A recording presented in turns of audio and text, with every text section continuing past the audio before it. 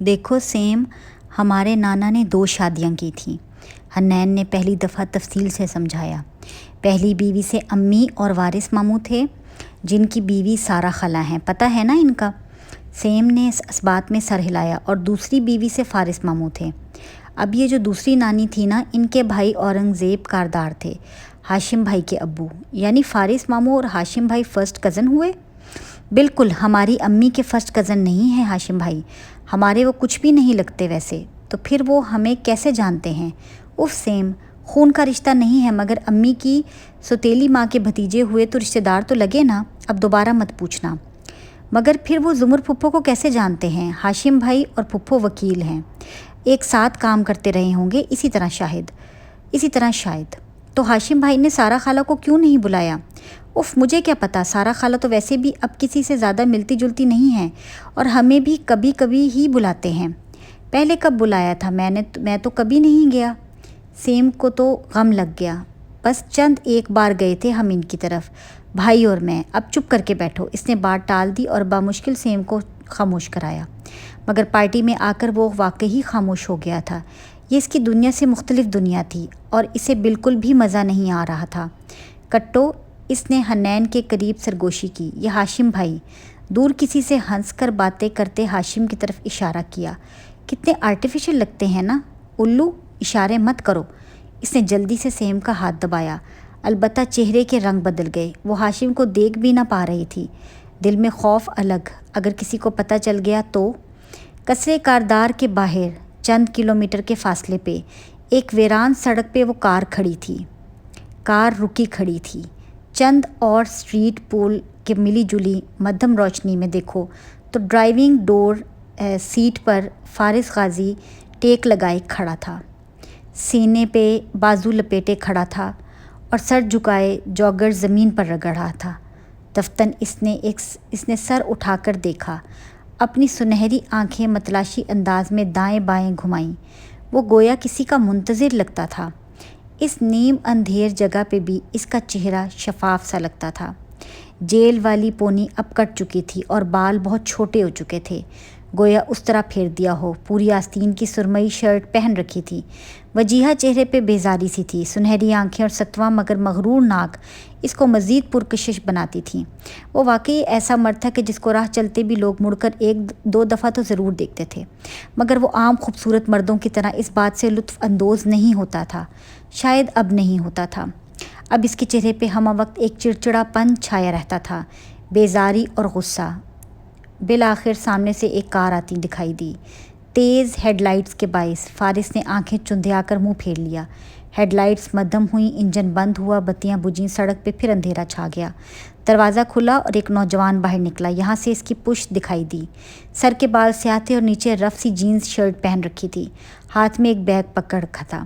قاضی، اس نے گلے ملنے کو بازو آگے بڑھایا اور فارس نے بیگ لینے کو ہاتھ بڑھایا۔ وہ رک گیا۔ مبارک تو دینے دے یار، میرا سامان اسٹیپنی، وہ خشک لہجے میں بولا، مگر آواز خشک نہیں تھی۔ نوجوان نے افسوس سے سر جھٹکا۔ میں تمہارا واحد دوست ہوں، جیل کا ساتھی رہا ہوں، اور تمہیں اچھی طرح پتہ ہے کہ اگر تمہیں باہر لانے میں سعدی کا ہاتھ ہے تو 2-4 انگلیاں میری بھی ہیں۔ بندہ دوستی کا ہی کوئی لحاظ کر لیتا ہے۔ بیگ ساتھ دھرتے وہ بہت ناراضگی سے بولا تھا، سامان پورا ہے؟ اس نے زپ کھول کر دیکھا، تفتیشی مشکوک نگاہ سے ایک ایک شے کو الٹ پلٹ کیا۔ اندھیرے کے باوجود وہ اتنا دیکھ سکتا تھا کہ یہ سب پورا تھا۔ جان پر کھیل کر لایا ہوں یہ سب۔ ویسے تم اس کا کیا کرو گے؟ اپنی حفاظت کے لیے ہے، اور کیا کرنا ہے میں نے؟ وہ اب بیگ کو کار کی پچھلی سیٹ پر رکھ رہا تھا۔ اسلحہ اپنے لیے بھی تو رکھو تو چلانا دوسرے پہ بھی ہوتا ہے۔ اللہ کو مانو غازی، ابھی تم جیل سے نکلے ہو، ابھی اس سے پھر یہ کام؟ تمہارا شکریہ، میں چلتا ہوں، وہ سپاٹ سے کہتا ڈرائیونگ ڈور کی طرف چلا گیا۔ اسٹیپنی چند لمحے کے لیے ہکا بکا رہ گیا۔ اور میرے پیسے؟ کیا تم بھول گئے کہ میں شہر کے سب سے مہنگے کنسلٹنٹس میں سے ایک ہوں؟ اچھا، ابھی تو تم نے کہا تھا کہ تم میرے دوست ہو، اس نے تعجب سے کہا اور اندر بیٹھ گیا۔ مگر میرے پیسے لگے ہیں یار، وہ کون ادا کرے گا؟ وہ چیخا تھا۔ فارس نے ہاتھ ماتھے تک لے جا کر سے سلام کیا اور دروازہ بند کر دیا، پھر کار آگے بڑھا دی۔ وہ وہیں کھڑا خفگی سے بڑبڑاتا رہا۔ قصرے کاردار کے اندرونی لان میں پارٹی کی رونق جاری و ساری تھی۔ سادی جوس کے گلاس سے گھونٹ بھرتا گہری نظروں سے بائیں طرف دیکھ رہا تھا۔ وہاں شہرین کھڑی کسی سے مل رہی تھی۔ اس نے وہی سنہرا گاؤن پہن رکھا تھا اور ہاتھ میں کلچ کے ساتھ टैब उठा रखा था। फिर सादी को देखकर इनकी तरफ आई। हेलो डीए, ज़ुमर को वो इसी तरह पुकारती थी, डीए यानी डिस्ट्रिक्ट अटॉर्नी। फिर सादी पे एक सरसरी सी नज़र डाली। हेलो सादी, ठीक हो तुम? रस्मी सा हाल अहवाल पूछा। ज़ुमर ने महज सर के खम से जवाब दिया। वो इसी तरह मुड़ गई मगर सादी के करीब से, और सादी ने बेहद महारत से टैब पकड़कर कोट की अंदरूनी जेब में रख लिया। शहरीन मुड़े बिना दूर होती चली गई। सादी ने गहरी सांस ली। आधा काम हो गया था मगर पासवर्ड। ज़ुमर ने वादा पूरा किया। सादी बिलाखिर आ गया। हाशिम ने मुस्कुराकर उसके कंधे को थपका तो वो संभल कर सीधा हुआ। हाशिम अभी इधर आया था। हनैन अपने जूतों को देखने लगी थी। ज़ुमर ने ज़रा से शाने उचकाए और ख़ामोशी से ऐसे सादी से बात करते देखती रही। क्या कर रहे हो आजकल? वो बिल्कुल बड़े भाइयों के अंदाज में पूछने लगा। सादी सादगी से मुस्कुराया। आपको इल्म ना हो तो मैं क्या कर रहा हूँ ये मैं मान ही नहीं सकता। आपको इल्म ना हो कि मैं क्या कर रहा हूँ ये मैं मान ही नहीं सकता। हाशिम हंस दिया मगर इसकी सर्द आंखें सादी के अंदर तक उतर रही थीं। यही तो जानने की कोशिश कर रहा हूँ कि तुम क्या कर रहे हो। गड़े मुर्दे उखाड़ रहा हूँ। हाशिम की बर्फ़ आंखों में तपिश थी मगर मुस्कुराहट फीकी ना हुई। कोई मदफन मिले तो मुझे भी खबर करना। सबसे पहले आप ही के पास आऊँगा, वादा रहा। सादी के लहजे में अज़्म था। हाशिम ने मुस्कुराकर सर को खम दिया और सादी के कॉलर से नादीदा गर्द झाड़ी। मैं इंतज़ार करूँगा। फिर दूसरों की तरफ पलटा। कैसी हो हन्नैन? हन्नैन ने चेहरा उठाया, पलकें लर्जीं। वो सामने खड़ा था, नरम मुस्कुराहट से इसको देखता। कैमल कलर के सूट में मलबूस, अंदर स्याह शर्ट, सबसे मुख्तलिफ। हन्नैन का एतमाद बढ़ा। किसी को कुछ इल्म नहीं होगा।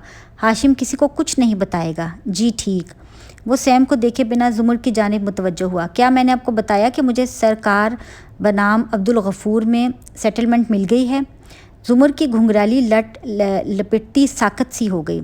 आंखों में हैरत शौक कुछ भी न ज़ाहिर हुआ, बस सवालिया अब्रू उठाई। वाकई? प्रोसिक्यूटर बसीरत कैसे माने? जैसा कि मैं कहता हूँ पैसा बोलता है, वो महफूज हुआ था। वैसे आपको लाइल्म देखकर हैरत हुई। मेरा ख्याल था मेरी जीत का आपको इल्म होगा। मुझे वाकई इल्म नहीं था कि आप जीत गए हैं। इसने बेनियाजी से अब्रू उचकाए। एनीवेज़ मुबारक हो, आपने एक कातिल को तहफ़्फ़ुज़ दे दिया। ये सिर्फ़ एक एक्सीडेंट था, हाशिम ने याद करवाया। फिर एंट्रेंस की तरफ देखा और मैं आता हूँ कहकर अपने दूसरे मेहमानों की तरफ बढ़ गया। ज़ुमर इसे जाते देखती रही। फिर रुख मोड़ा तो सादी इसे ही देख रहा था।